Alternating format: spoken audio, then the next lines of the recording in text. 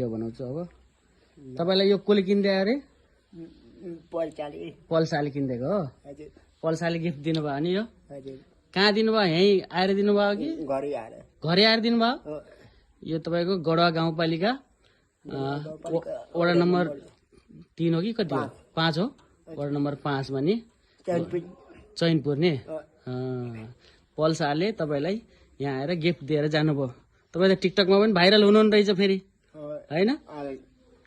टिकटकमा पनि भाइरल हुनुहुन्न रहेछ उहाँको आइडीको नाम चाहिँ नाम भन्नुस् त मतिराम हैन मतिराम बिएम रहेछ म टिकटकमा भाइरल हुनु भएको रहेछ पहिला त्यही भाइरल भएको देखेर अहिले हो नि अहिले भाइरल हुनुहुन्छ अझै पनि भाइरल हुनुहुन्छ तपाईको धेरै भ्युज जाने रहेछ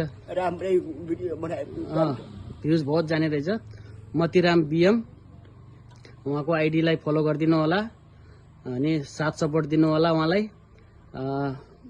उहाँ अब व्हीलचेयरमा बस्नु भएको छ अब उहाँको जन्म नै यस्तै हो अनि तपाईहरुको साथ सहयोगको जरुरी छ यहाँलाई पनि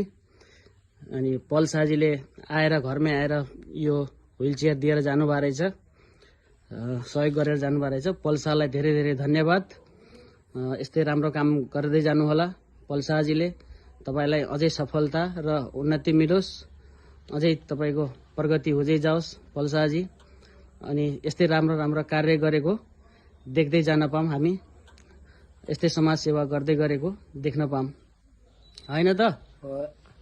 अनि पल्सालाई धन्यवाद भन्नुहुन्छ भनिसक्नु भएको छ ल ल ल ल यहाँबाट भिडियोबाट नि एकचोटि भनिदिनु पल्साजीलाई धन्यवाद धन्यवाद दिनुभयो हैन ल ल ल ल ल हुन्छ फेरि भेटौँला हैन ल ओके बाई